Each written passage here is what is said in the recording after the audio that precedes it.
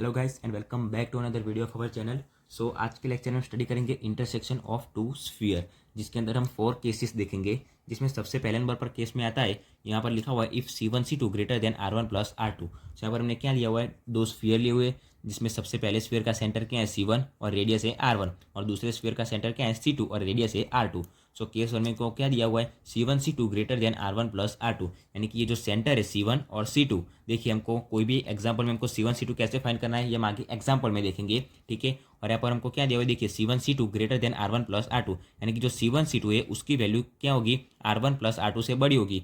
तो क्या होगा, देखिए C1 C2 ये इतना बड़ा है और R1 R2 क्या होगा, ये R1 और R2। सो R1 इतना होगा और R2 भी इतना होगा। सो क्या होगा, C1 C2 क्या होगा, बड़ा होगा compare to the R1 R2। सो यहाँ पर हम क्या लिख सकते हैं, if C1 C2 greater than R1 plus R2, then the sphere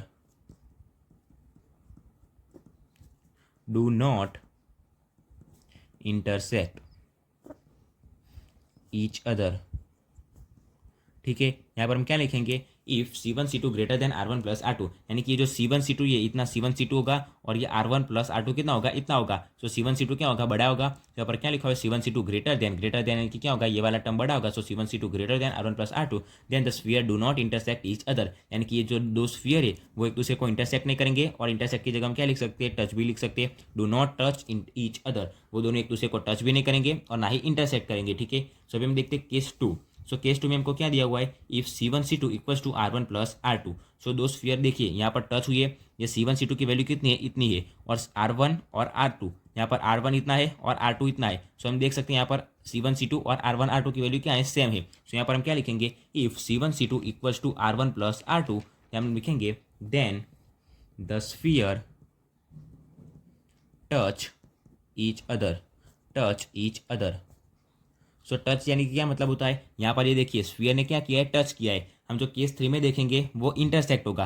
देखिए यहाँ पर क्या लिखा हुआ है, इफ C1 C2, यहाँ पर देखिए C1 C2 की वैल्यू सेम है और R1 प्लस R2, R1 इतना है और R2 इतना है। अगर ये दोनों की वैल्यू सेम होगी, then the sphere touch each other, दोनों स्फीयर जो होंगे वो क्या करेंगे, एक दूसरे को टच करेंगे। यहाँ पर हम क्या लिख सकते हैं, then the sphere touch each other externally, ये जो दो स्फीयर एक दूसरे को टच करेंगे वो क्या करेंगे, एक्सटर्नली, यानी कि बाहर से टच करेंगे, ठीक है। तो यहाँ पर हम क्या लिख सकते हैं, then the sphere touch each other externally, यानी कि दो जो स्फीयर होंगे वो एक दूसरे को बाहर से टच करेंगे, ठीक है। सो ये था हमारा केस 2। जब C1 C2 equal to R1 plus R2 होगा, यानी कि ये दोनों हो क्या होंगे, सेम होंगे, तब स्फीयर एक दूसरे को बाहर से टच करेंगे। अभी हम केस 3 में क्या देखते हैं, if C1 C2 less than R1 plus R2, C1 C2 जो होगा, ये देखिए C1 C2 हमारे पास कितना है, इतना है, और R1 कितना है, यहाँ तक हमारा R1 है। सो R1 होगा इतना, और R2 कितना होगा, यहाँ से लेके यहाँ तक। सो ये जो C1 C2 है वो क्या होगा, छोटा होगा R1 प्लस R2 से। सो हम क्या लिखेंगे, देन द स्फीयर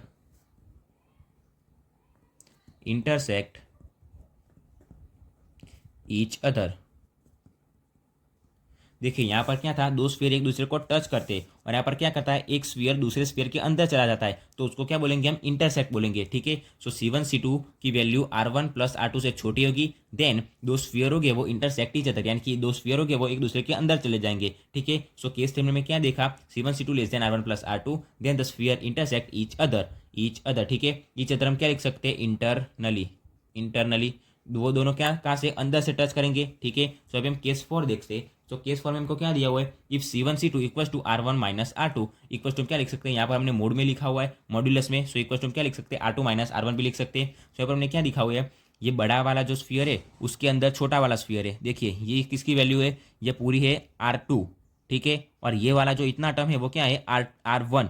तो ये पूरा देखिए यहाँ पर इतना क्या है हमारे पास, R2 है, और इतना क्या है हमारे पास, R1। और यहाँ से हम देख सकते हैं ये सेंटर है वो C1 और ये सेंटर है C2।